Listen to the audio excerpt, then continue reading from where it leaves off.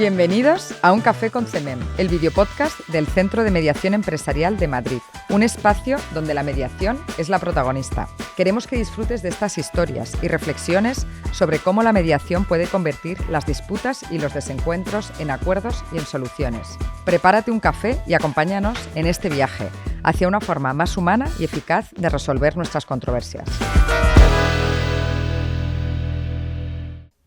Today we have the pleasure to have with us here in a café with CMEM, George Lim. George Lim is the current president of the Singapore International Mediation Centre.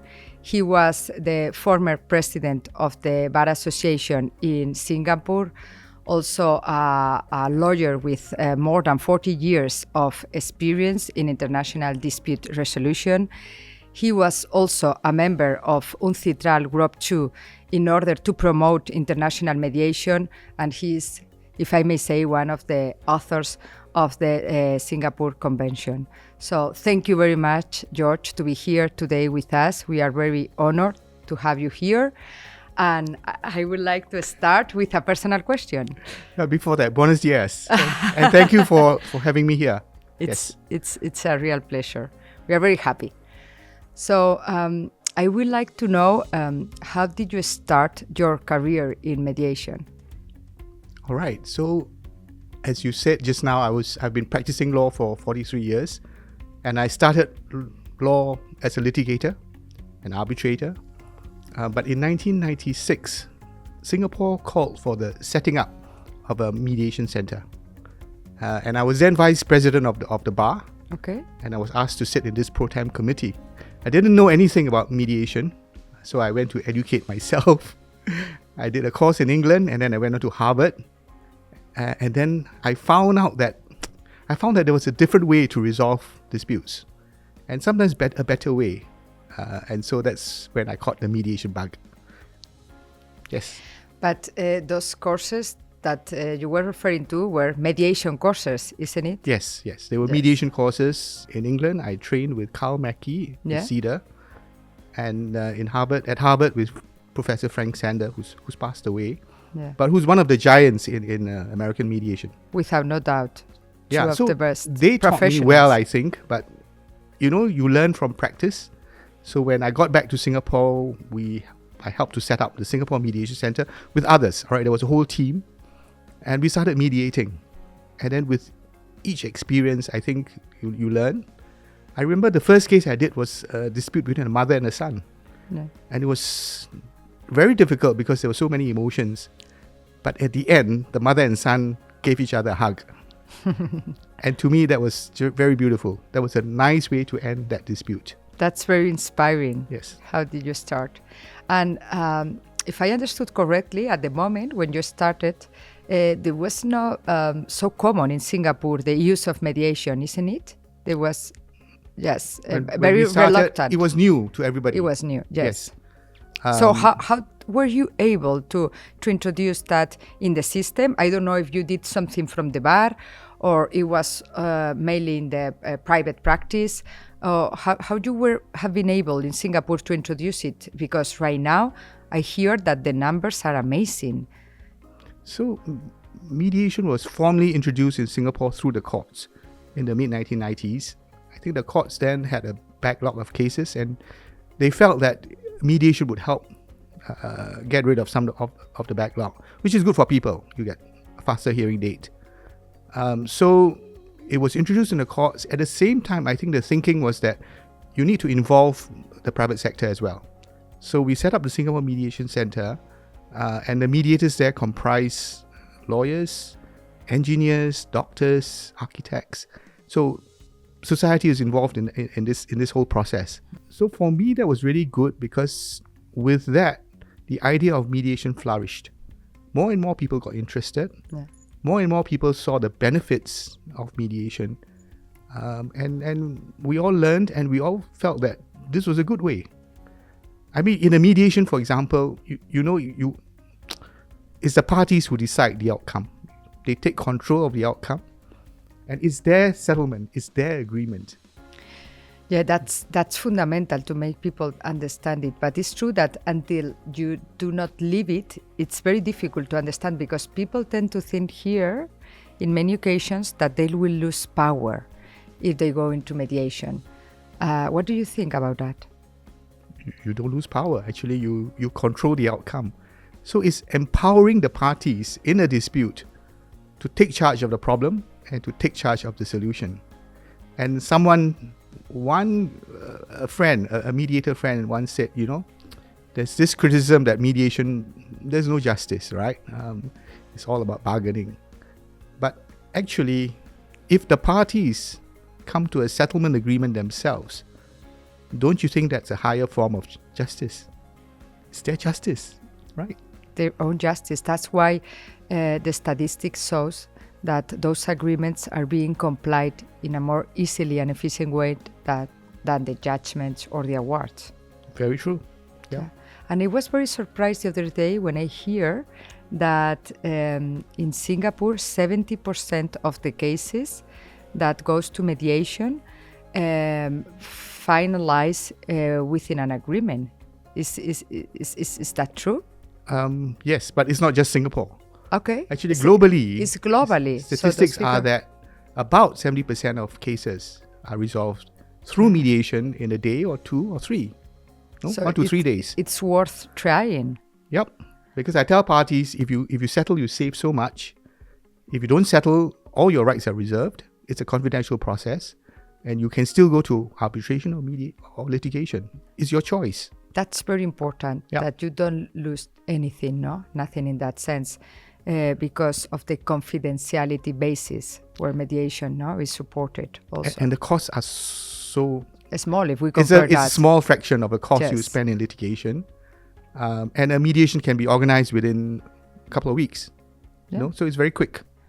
And I hear that you are mediating cases in between 1 to 2 days. Yes, most of our mediations take a day and sometimes a bit of the night. But sometimes if it's more complex, we take 2 days or 3 days. I think the longest I've done is 3.5 days at a stretch. Sometimes people adjourn and come back, but it all depends on the needs of the case. And we are flexible. Yeah, because how many cases are you dealing with per week, more or less? All right, so I told you I started off practice as a litigator and arbitrator. 9 years ago, I went full-time. Yes. So I have mediated close to 900 disputes. That's a lot. And I tell you, with a fairly good settlement rate of about 75%. And now I do like 1 or 2 cases a week. So it's... Congratulations, George. Really, it's impressive. We want this to happen here in Spain.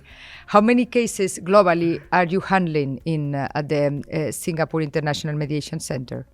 All right, so I need to explain a little about this because I told you just now we started the Singapore Mediation Centre in 1997. Yeah. In the year 2013, I was asked to co-chair a working group with Edwin Glasgow, QC, now KC, to talk about Singapore perhaps focusing on international disputes as well. So following that working group report, we set up the Singapore International Mediation Centre. So we have 2 mediation centres. Okay. So the International Mediation Centre focuses on cross-border disputes. It's a bit different. Yes. There's culture involved.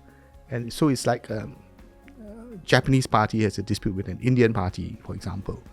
And we focus on trying to get that resolved. Mm-hmm. So over the years, we're quite young, right? I think we just celebrated our 10th anniversary. Wow, happy birthday. Yeah, I think we're close to about 500 disputes that we've done. Yes. It's not easy. How many money involved? How much money involved? Okay. So in the early days, you start with like 6 cases a year, 20 cases a year. Now we are averaging 80 to 100 cases a year, which is quite credible because it's not easy to have cross-border disputes come to a centre. Our largest claim is US $8 billion. Okay, we've done 3 big $1 billion cases. In 2021, the first one we did was US $1 billion. And 2 years ago, $4 billion. And this year, we've got a case involving $8 billion But it doesn't matter really the Yes, amount of the amount claim. involved. Yes, It's the service that you provide for the parties. yes, big for or small. sure. But I was asking that because I think it's important people to know that, because normally what you can hear is people saying, yes, but this only works for small cases, not big cases, and I do not agree on that. That will work or not depending on many other different factors, but not just the money involved or the difficulty, So we will have to consider many different factors, and there is many mediation that involve a lot of money that have resulted with really nice agreements. True. So if the case is complex, I think it's still very possible. It depends really on the parties, how willing they are to dialogue, to talk, to look for creative solutions. It also depends on a skillful mediator, and that's where a center helps, because one of the things we do is to try and help parties select the right mediator for the case. And now we are doing claims we've done claims against governments. Not easy, but we've done that successfully. We've done a lot of construction cases, energy cases, crypto cases, okay? Yeah. People involved in crypto cannot wait 2 years, 3 years. They want the case resolved tomorrow. Yeah. Because the price can just go up and down, right? And you need to protect that. And going to the Singapore Convention, can you tell us about, this important convention? What is the purpose of the Singapore Convention, and why this is so important for international mediation? Okay. So for the benefit of our audience, Yes.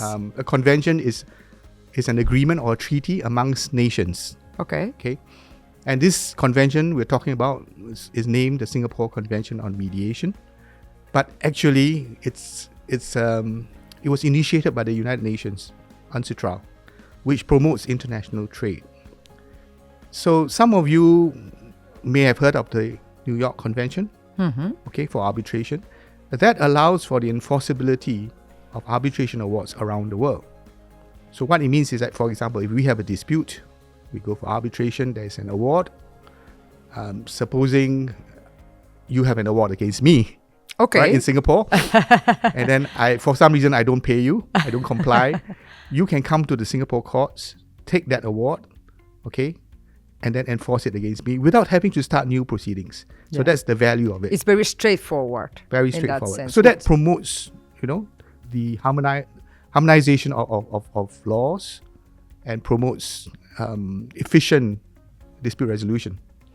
So the Singapore Convention on Mediation is similar, except it is for mediation.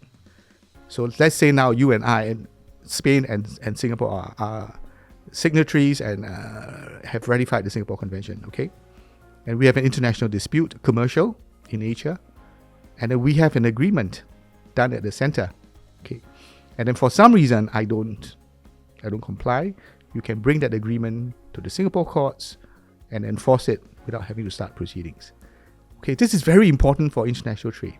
It's super important. Yep. So the requirements will be that will apply to international mediation between companies, in that sense, where an agreement has been reached. Companies, governments, organizations, yes. As long as it's international in nature and it's commercial. Yeah. Right. So I just wanted to stress this, that you see, businesses, when there's a lot of business, they say law follows business, right? Yeah.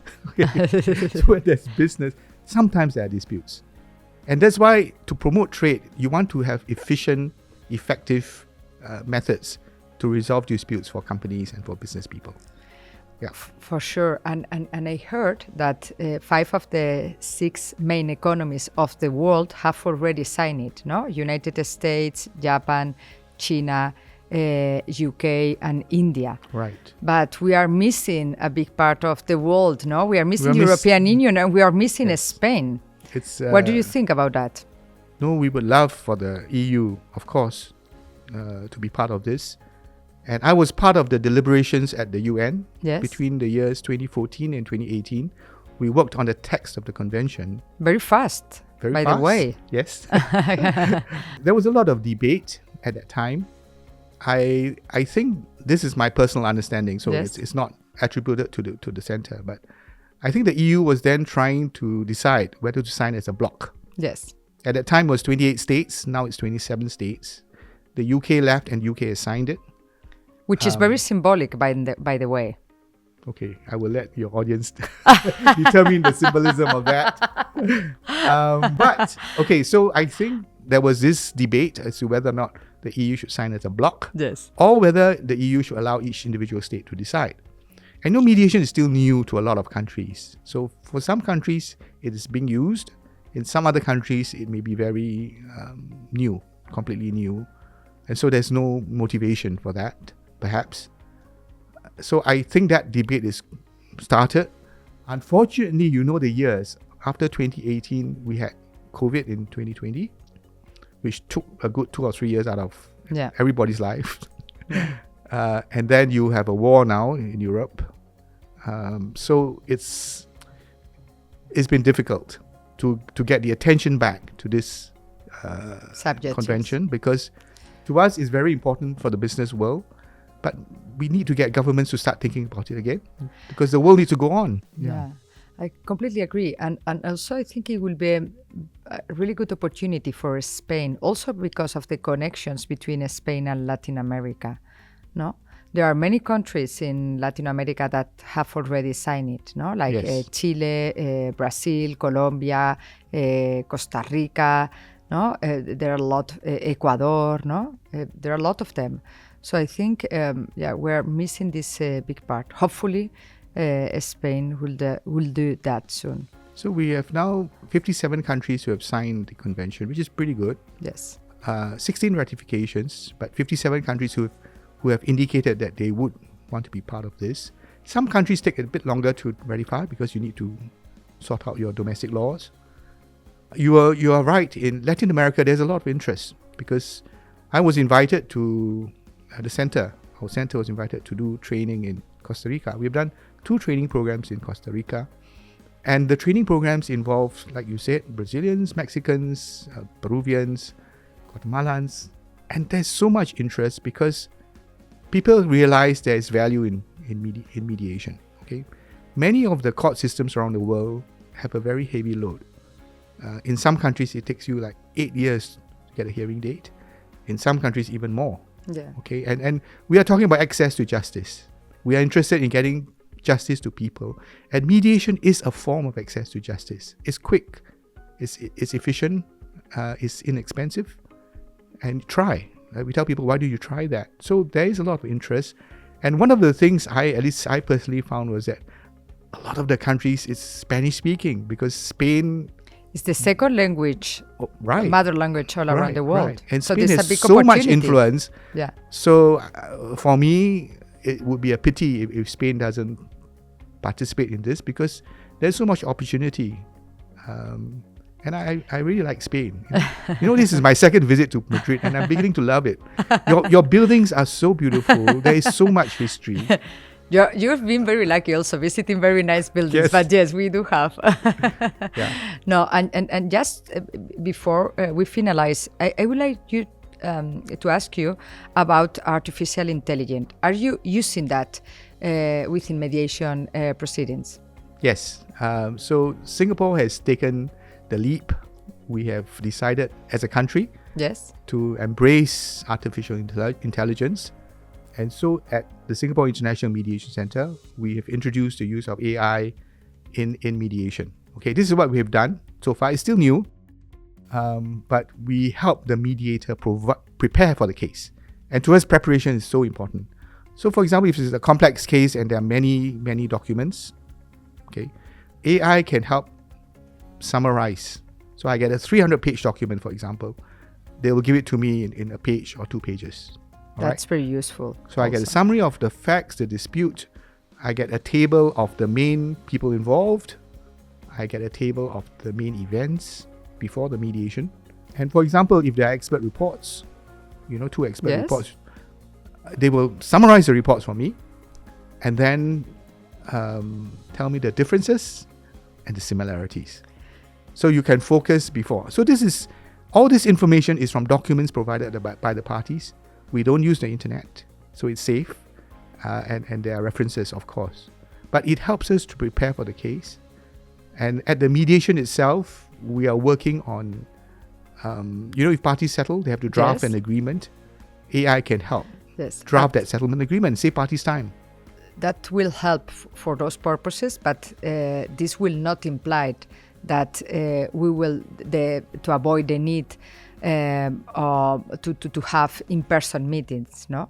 Like No, the yes, humanistic yes. part is very important in Yes. mediation, and this will be maintained, isn't it? So we are very clear about this, all right? Yeah, that's important. The mediator's skills are still essential, and AI will not replace the role of the mediator. Because, in a dispute, human beings have emotions, have got feelings, and people need to express that. And a good mediator will have the skill to listen and to find a common ground. And you can say something, for example, but if your body language says something else, it might be slightly different. And a machine or robot cannot read that. Only human beings can Yes. read that. So to us, it's very clear. AI is meant to help the mediator, the mediator, and the mediation process, not replace the mediator. Very happy to hear that. And so let's talk about your next dream. What will be your next dream? My next dream? Well, I would like to see mediation being used more around the world. Okay. Essentially, mediation is about peacemaking. Yes. It's about harmony. And I think most civilizations, most religions encourage that. There's too much conflict in the world. And mediation... to polarize, no? Yeah, we get polarized. And from the cases I've done myself, I've seen there's an opportunity to help parties look at different perspectives, understand each other better, and then I think make peace with each other. And I think the world needs that at this point. The other point about mediation is that it's actually very sustainable, because the world, we've used up a lot of our resources. Mediation is about trying to get something positive out of a dispute. Not the past, but the future. Can I share your dream? Yes. Can I share your dream? Can you? Yeah, so my dream is a more peaceful world through different means, and maybe I love mediation it. can help that. Yeah. Thank you. And just the last question. Sure. With whom do you think that I shall take the next coffee? Okay, so I was warned about this, and I was told to think big. Okay, so I would think very big, and I talked about conflict, and the world to me needs people who speak about peace and about hope. This year is the year of the Jubilee for Catholics. Pope Francis, whom I respect a lot, and I think a lot of Catholics and non-Catholics respect him. He has spoken about the year of the Jubilee and in particular giving hope to people. Yeah. So Papa Francesco, he's not very well now, but I think he's recovering. Okay. Maybe you can have a coffee with him. Why not? Why not? Let's try, let's think big. Okay. So thank you very much, George. Has been a pleasure. Thank you for being here with us today. Thank you. Thank you.